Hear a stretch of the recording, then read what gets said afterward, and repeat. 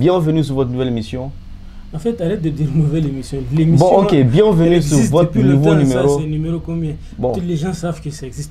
Chaque numéro, tu dis nouvelle émission. Quelle nouvelle émission? On dit nouveau quand c'est tout neuf. Le premier numéro, oui, nouveau. Mais jusqu'à numéro 1, 2, 3, 4, 5, 6, tu n'arrêtes pas de dire nouveau. Aujourd'hui, c'est moi, je suis là. Attends, on va voir comment toi, tu es enseignant. Il faut que tu montres que tu as fait de longues études, quoi. Continue. Hein? Donc, mesdames et messieurs, on va parler ce soir de façon vraiment rapide, accélérée de DDB et de ce que DDB vient de faire. DDB, l'artiste ivoirien qui fait fureur actuellement. Voilà, dans le truc, c'est que, voilà, il devrait faire un concert à Libreville au Gabon. Et dans le contrat, c'était genre, voilà, les recettes, voilà, ils vont verser les recettes à 100% aux familles des victimes. Il s'est passé quelque chose là-bas, je sais pas, de façon, voilà. Donc, il dit que le concert sera sécurisé à 100%. Et l'autre côté, il dit que dans le contrat, les porteurs, voilà, comment on les appelle, les gens qui invitent les promoteurs. Voilà, les promoteurs ont exigé dans le contrat que voilà, il faut qu'ils fassent un son et un clip tourné à Libreville. Voilà, dans le contrat, tu vois un peu. Donc nous, on se disait que pourquoi nos promoteurs d'ici ne le faisaient pas? On se disait tout le temps que non, c'est une histoire, voilà, c'est les artistes, ils sont durs, c'est eux-mêmes qui ne veulent pas le faire, mais apparemment, ils ont la possibilité de faire la promotion, mais ils ne le font pas. Nous, on veut savoir pourquoi. Pourquoi, à ton avis, pourquoi ils ne le font pas? Peut-être qu'on a des promoteurs qui ont peur des artistes, je ne sais pas. Parce que depuis longtemps, les artistes, ils ont émis le souhait d'avoir ces genres d'opportunités. Ouais. Parce que quand tu n'as pas la possibilité et le moyen d'aller vers un artiste international pour te faire connaître à travers lui sa notoriété, tu peux profiter de cet artiste quand il vient chez toi pour un événement. Mais alors, ces promoteurs de spectacles nigériens qui a invité ou qui continuent à inviter ces artistes internationaux n'ont jamais voulu créer une collaboration.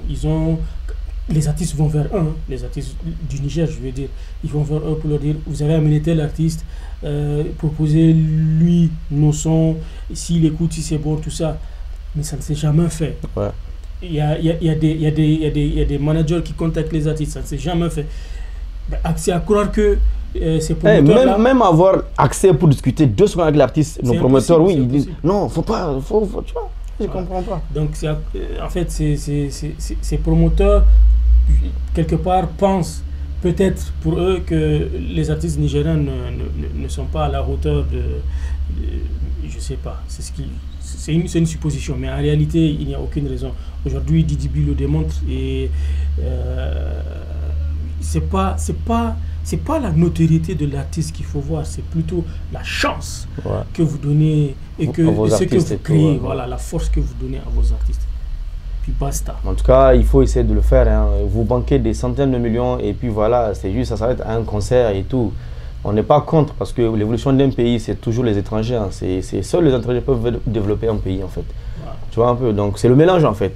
Donc je suis tombé sur un post de monsieur Hummerman, voilà, sur Facebook. Il dit, je viens de lire tout ça et je suis de même avis. Il y a une dame qui est là à Niamey. Subhanallah, cette dame vend des aphrodisiaques de tout.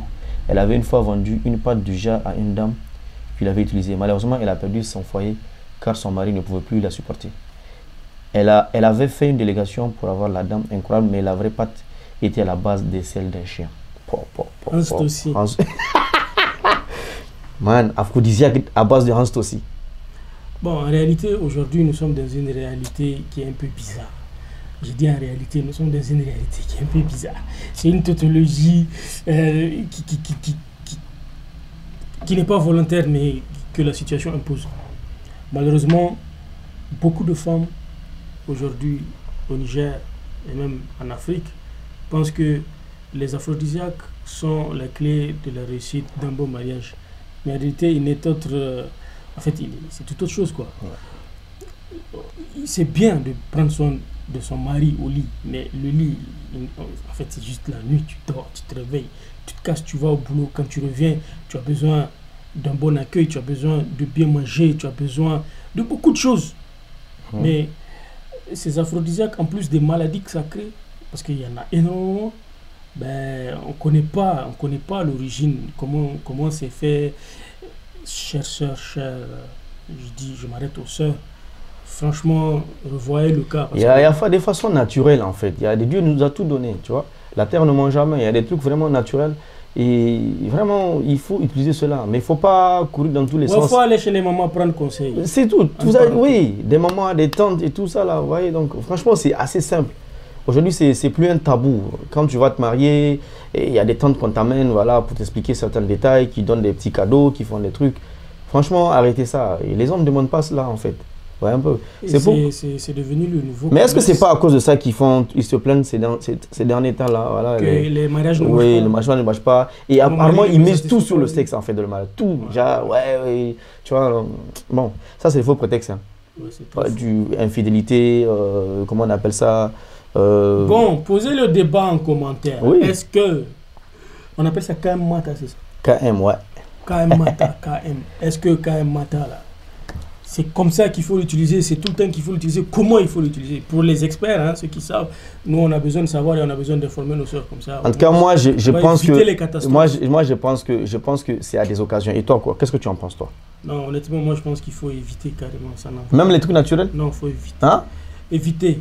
Carrément? Oui. Toi, ils ne seront pas contents de toi. Alors, on passe. On va parler de, comment on appelle ça, de l'installation officielle du monsieur Bazoum, président de la République. Voilà, chef de l'État, chef suprême des armées. Voilà, on dit que le complexe est gigantesque et équipé de toutes les commodités modernes. En tout cas, moi, j'ai envie d'y aller pour confirmer.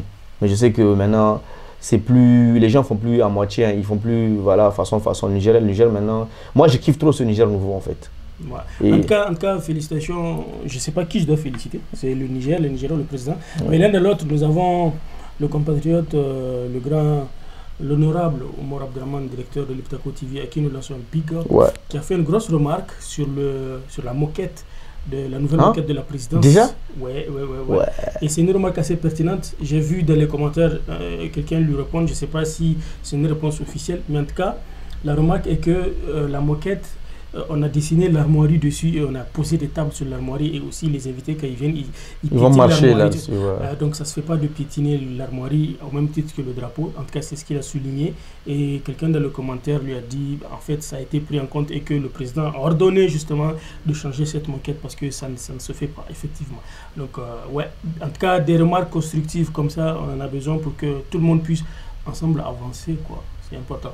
Ouais, et entre-temps, on va surfer vers la danse. On va aller sur le profil de Eunice Djegui. Voilà, c'est une danseuse professionnelle qui récemment a ouvert son école de danse et tout. Et actuellement, elle se retrouve à Lomé. Elle vient de décrocher la 3e place. Voilà, et à Lomé. Et vraiment, ça, c'est intéressant. Mais attends, elle n'a décroché que la 3e place. Moi, la façon, je l'ai vu danser en live une fois, c'était au Battle B-Boys, le breakdance de Omar, là, au CCFN. Honnêtement, je pensais que c'était une championne d'Afrique. Non, mais il faut applaudir l'effort quand même. Première place, 2e, 3e place. Bon, c'est pas que je la dénigre, je dis juste simplement que peut-être même qu'il y a eu magouille, quoi. Elle devrait gagner. Donc, Enus, si tu nous suis, sache qu'on est fiers de toi et que voilà. Ouais, très fier. Tu peux continuer à enseigner. Je vais t'amener bientôt quelqu'un qui voilà. Toi, tu sais pas danser, donc il va moi, venir. Je vais faire comme mes frères et sœurs nigériens. Tu sais, chez nous au Niger, quand on fait un truc de bien, les gens d'en face, tout le monde, on dit. Ah, mais toi, tu danses comme les Blancs. Pourquoi tu danses pas yeta? Pourquoi tu valorises pas nos cultures africaines? Donc, moi, je te dis ça. Pourquoi tu choisis salsa ou je sais pas comment ça s'appelle? Non, je pense que c'est le thème qu'ils ont proposé là-bas à Lomé. Hein. C'est pas comme si c'est elle. Je parle de ce qu'elle fait. Dans ses vidéos, moi, je vois ses vidéos. Oui, c'est le truc, c'est le truc. C'est afro, puis latin, puis voilà. Mais pourquoi pas yeta? Alors, prends note, Enus, prends note. Alors, mesdames et messieurs, vous l'avez suivi, c'est tout pour ce nouveau numéro. Voilà, si vous avez aimé, n'hésitez pas à débattre, n'hésitez pas à donner votre avis, c'est gratuit. Voilà, Focus 227 ne facture pas cela. Commentez, donnez votre avis et vraiment ramenez-nous tout sur la table. On va essayer de remettre aussi sur la table. C'était l'émission sur la table. Attends, tu conclus, tu me laisses pas parler. Ah, faut parler, frère, faut parler. Bon, une petite précision, mais de taille. Donc, quand la précision elle est petite, et qu'elle est de taille, il faut la souligner. Voilà. Donc une petite précision de taille. c'est que nous, l'émission Sur la table est une émission que nous avons imaginée et créée pour vous, chers internautes, pour vous faire part de ce que vous n'avez pas vu.